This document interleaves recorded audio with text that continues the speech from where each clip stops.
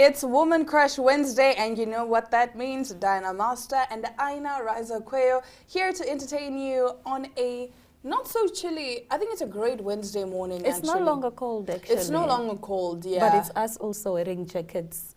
I mean, just because just it's safety, winter, but measures. It's not cold. Exactly. Yeah. So we still have to keep ourselves warm, because what are you going to do if your two favorite presenters fall sick? But also, we are hot.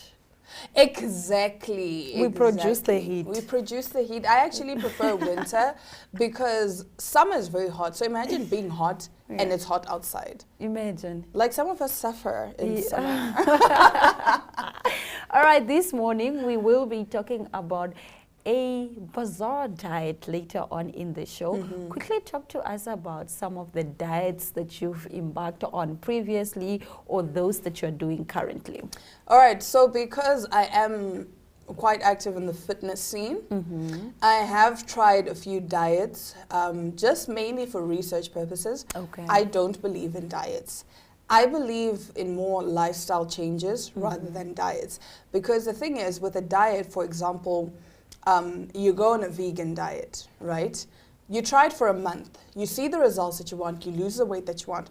The minute you start eating meat again and all these animal-based products, you just put up that weight again. And sometimes the weight comes back even more than what you initially intended to lose. Yeah. So I have tried, I've gone vegan. I've tried a lot of diets, hey? I was on a pescatarian diet beginning of I this remember year. that was a time in our lives when Aina Riza Kweo was pescatarian, and you would always forget you're a pescatarian. And I would always eat like meat or chicken or other stuff. And my friends and family would always remind me after I've taken the bite. Like, mind sweetie, you, they see the meat there they're and like, then they wait, oh, look at this pescatarian hand. And as soon as I take the bite, they're like, Chomi, are aren't you you not pescatarian? I'm You like, know? Guys, leave me alone. But I've also done where you just eat fruits and vegetables. okay, I do that for my fasts. Does fasting qualify as a diet actually? In a way it does. Yeah. In a way it does. Because if you look at intermittent fasting nowadays, right, some people follow the, is it 18-6 rule, where you basically eat for 6 hours. Yeah. And you, was it the 16-6? I'm forgetting, I'm confusing my facts. Yeah. But for that long period of time, you're not eating, and then you only have this window where you eat, which is the same as fasting. My sister has actually told me, because she fasts a lot. So she loses weight, but not because she intends to, but just because she's fasting. Yeah. I've done a 3-day fast where I've not eaten anything. Ooh. I've done a 4-day fast where I've not eaten. That's where I've not Esther's drunk fast, isn't it? anything. I think that's Esther's fast. But I was not looking at my waist, my Your weight, yeah. Perhaps I had lost weight, but I wouldn't know. Yeah, because I was you're not doing it for other reasons, for spiritual reasons and yeah. religious reasons, not to lose weight. But diets, please don't do diets. Just I live a don't healthy vouch for lifestyle. diets. That's why I say, if you decide, oh, I'm not going to eat carbs. I've gone on a no sugar diet. I've gone on a no carb diet. I've gone on the keto diet. I've done so much. Yeah. Those diets never work for me because you end up being miserable. You see, like, for example, when I was on my vegan diet and everyone is eating ice cream and everyone is going out, because my weakness is ribs. Okay. Like, pork ribs are my weakness. So you're seeing all these people eat, and then you eat and you're like, you know what? My diet officially starts tomorrow.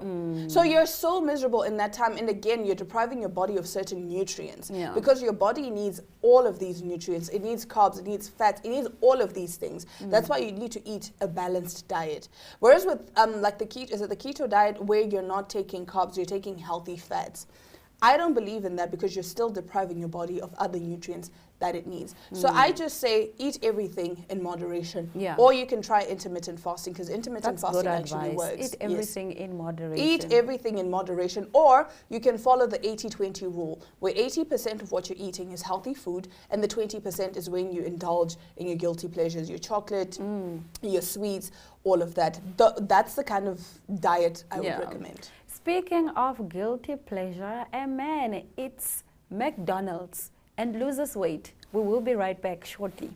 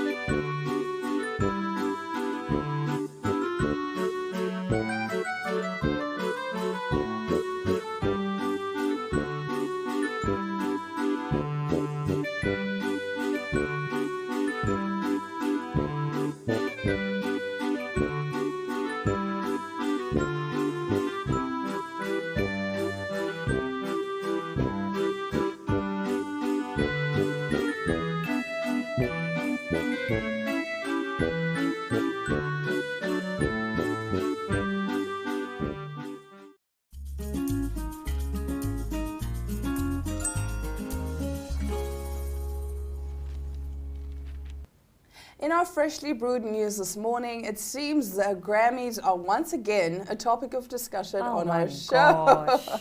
Well, today it's not all bad, but I guess some could say it's bad. So, Grammys boss Harvey Mason Jr.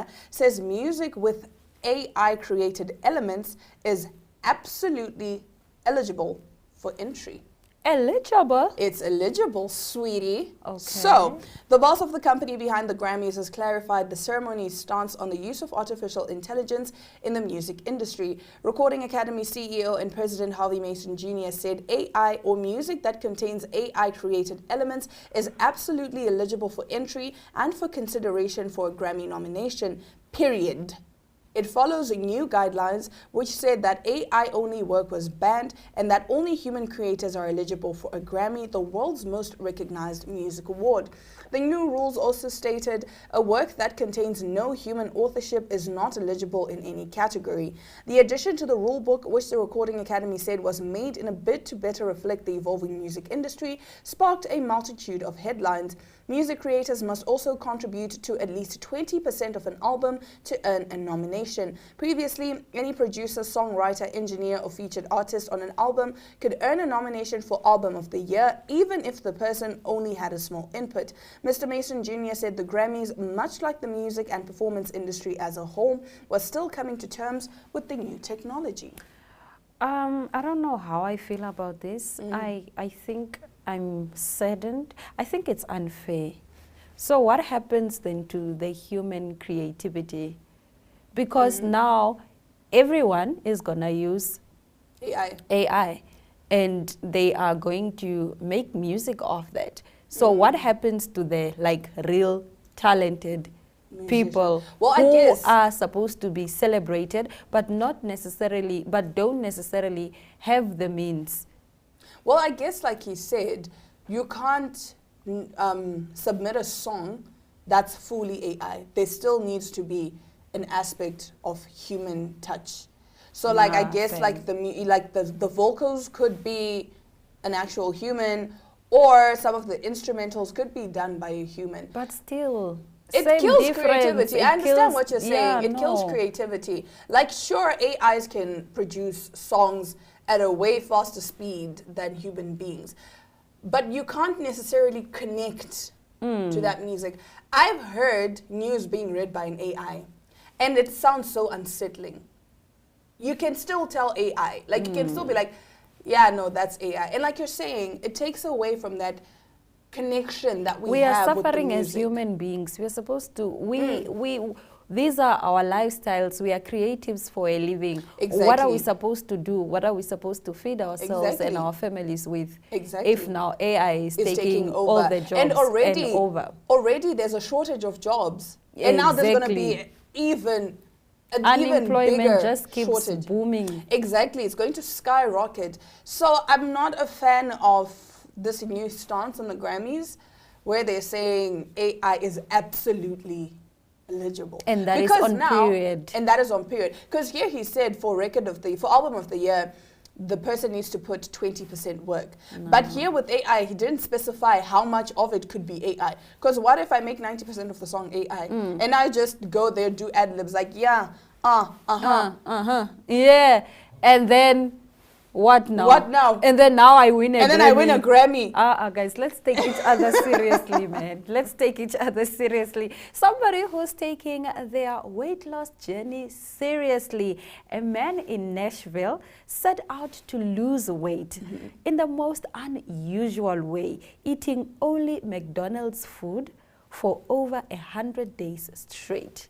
What? Yeah. So Kevin Manganese, that man over there on the right, yeah. He's 57, a father and a grandfather, decided he needed to lose weight after tipping the scale at 238 pounds in February. Now, just 100 days later, Kevin is down to 58.5 pounds. Kevin joined Your World Kubato on Thursday to celebrate his 100th day on his unconventional diet and his remarkable progress. 3 meals a day, every day for the last 100 days, nothing but McDonald's, he said. Kevin described his diet this way. He said he eats McDonald's meals 3 times a day, but he only eats half of them. He only eats half of what he orders. For example, in the morning, Kevin will order 2 burritos and a half brown or muffin. Then he eats the 1 burrito and half of the hash brown or half of the muffin for breakfast, and then saves the rest for lunch. For dinner, he might order a Big Mac meal and eat half the burger, half the fries, half the apple pie, saving the rest for the next day. So the trick here is only eat half. What in the world? But you see, it goes back to what I was saying, portion control. Because the thing is, I don't want to get into calories, but there was a time I was actually terrified of calories. But I would assume that fast food generally makes you gain weight. No, but you see, going back to what I was saying about portion control. So it goes back to caloric intake. Okay. So for example, if you are like your age right now and you know how much you weigh, you know your height and all of that, in a day, you're supposed to eat round about, I would say, 1,600 calories. Okay. Right? Because depending again on how active you are. So if you eat 1,000, like if your intake to maintain your weight right now, you need to eat 1,600 calories. And then you get your McDonald's and you eat half and half and half and half. But you're still maintaining a healthy lifestyle. Like it doesn't even have to be 4 hours in the gym. You could literally just be doing your 6,000 steps a day. When you eat half and half and half, sometimes you'll find that in a day you've eaten 1,200 calories. Yeah. Because to lose weight, you need to be in a calorie deficit, right? So if you eat 1,200 calories and you burn 2,000 calories in a day, that means those 800 calories, right, you are still in a deficit, and that makes you lose weight. The problem is when you're in a surplus of calories. So if you eat more calories than you burn, that's when you gain weight. So this man eating half and half and half, he's still indulging in all of his guilty pleasures. Yes. He's still indulging, but he's limiting himself. Bruh, I cannot eat half a portion of fries. Fries are so good. And I have to finish all of them. But you know, with fries, like McDonald's fries, the next morning Okay, they you taste know like what cardboard. the best fries are? Hungry Lion. They're good that time. They have the best. Why must you let the food sleep?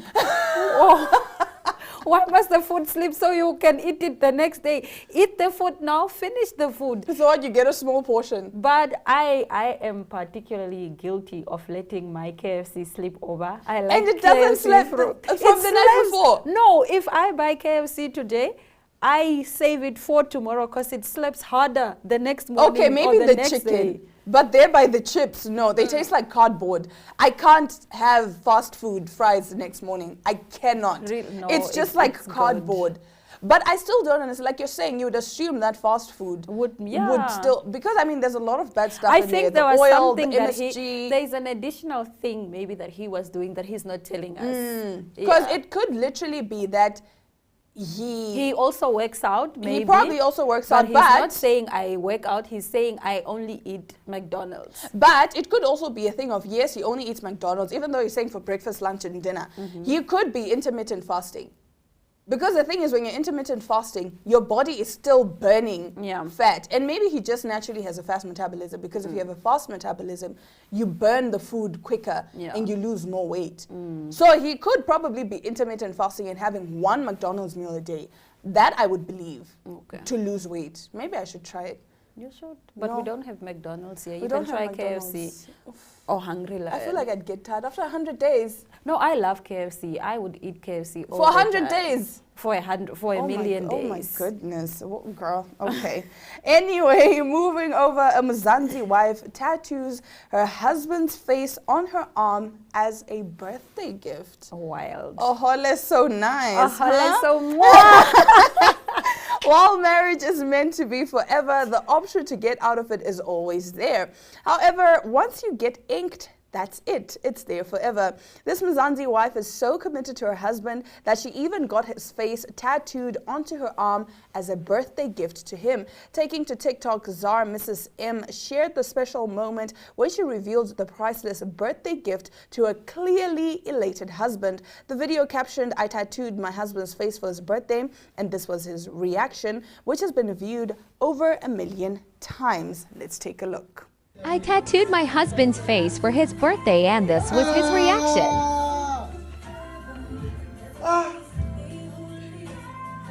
Baby. She tattooed my face on it. Bro. She tattooed my face on it. Bro. My brother. Signature, mama. Signature. I saw it. I put my name on it.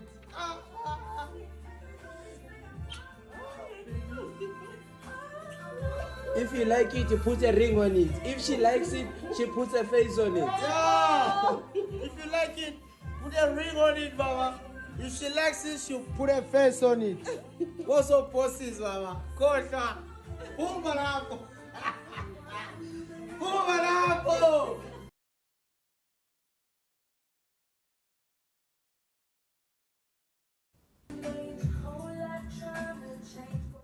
This is giving big Diana energy. Wow, there's clearly a lot going on in the world. Are men the price? Or what is going on? What is happening? No, but I've always said. Are men the price? No, no, that's not what I'm saying. Okay. But okay, this is evidence it's that evidence men are the price. Are the price. But I mean, continue. Jolo is nice. Oh, is this so what it nice. means to be a submissive wife? I mean, I wouldn't go as far as getting your whole face tattooed. Is this what it means to honor?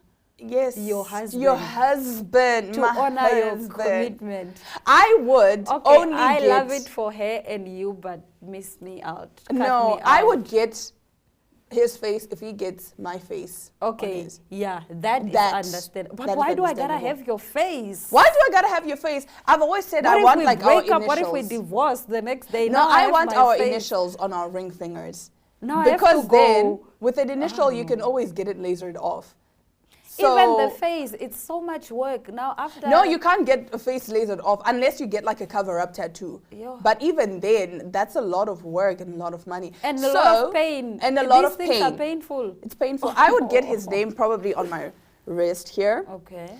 But definitely, once we get married, my ring finger is going to be tattooed. His initials are going to be right there. I'm not getting a man's tattoo, a man's name, a man's face, a man's nothing. Nothing. On my body. Moving over to our next story. A WhatsApp group in Uganda called Buyanja My Roots recently made headlines after one of its members, Master Herbert Baitwababo, sued the administrators for kicking him out.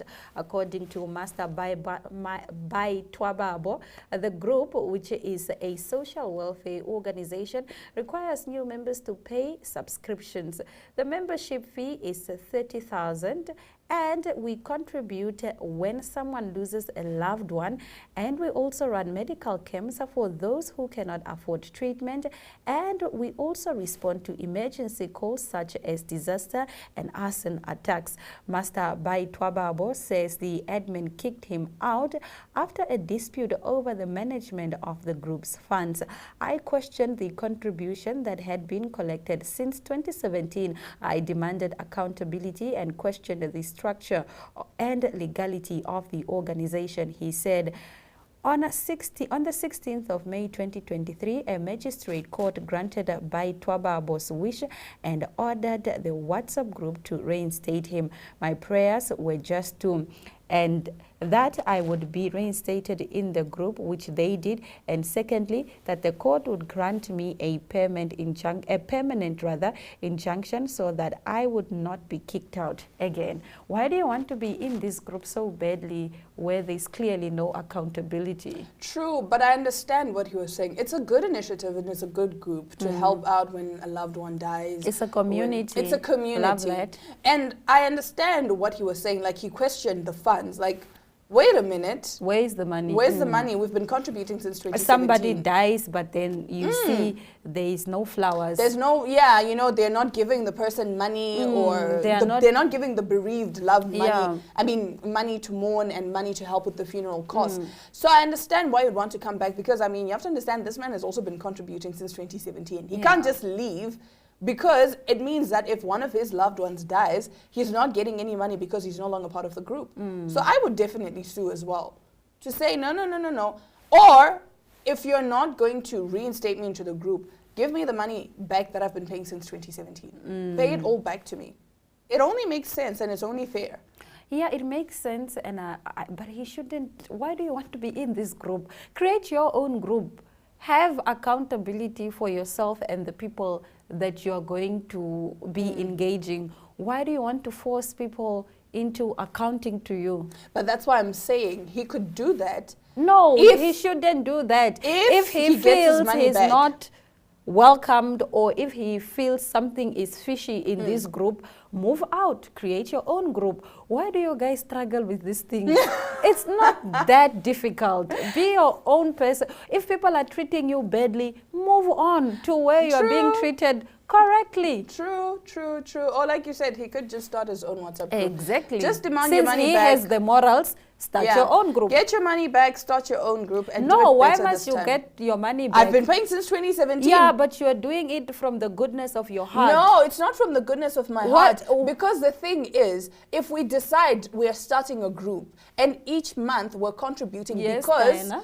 The thing is, we know that when a loved one dies, that money is supposed to go there. So in a way, this is not like, oh no, it's Aina's graduation fund. I understand that, but now you see the funds have not been given to the people that it was supposed to be given to, meaning the funds have been used for other things. The funds are gone, the funds are not there. Why are you demanding for something that is not there? Forget, move on, and start afresh, period. Or be petty like me and sue. All right, that brings us to the end of our top stories, but we are coming back with our guest segment, and today Yolanda now talks to Olivia Baus of Superfly Bioconverters about entering the Capricorn Foundation's Food Waste Challenge. Don't go anywhere. Neo Paints has established a 67-year Namibian legacy, creating personalized paint solutions that blend quality and innovation for the Namibian people.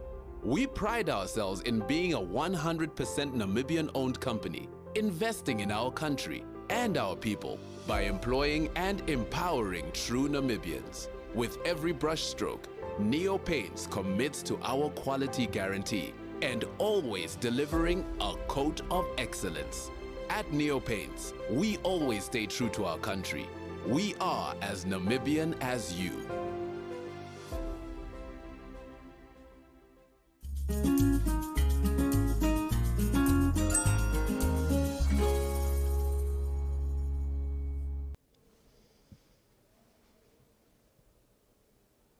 Ladies and gentlemen, I'm joined with Oliver, and he is one of the top 5 contestants after entering the Capricorn Food Waste Challenge. Can you tell us a little bit about your business? Yes, sure. Good morning. Our business, what we do is we collect food waste from various food waste generators or marketplaces and supermarkets. It's all fruit and vegetable based waste, and that we feed to our larvae, and those are black soldier fly larvae that we breed specifically to convert food waste into protein, animal protein, that we can use for animal feed, and compost, which is then used for further crop production, either at home gardens or other kinds of growers. Once we get to scale where farmers can actually get enough of it to farm, then that's where it should go. Yeah, so far we've got the protein, which we've already even processed into fish feed pellets as an experimental product. Can you tell us why did you decide to enter the competition this year? This year, it was suggested to me that we should enter it because that's what we are already doing. Last year I thought, we're not directly helping to get food waste back to people, so we are more of a roundabout way, but this year decided, give it a shot, see what happens. If it's better than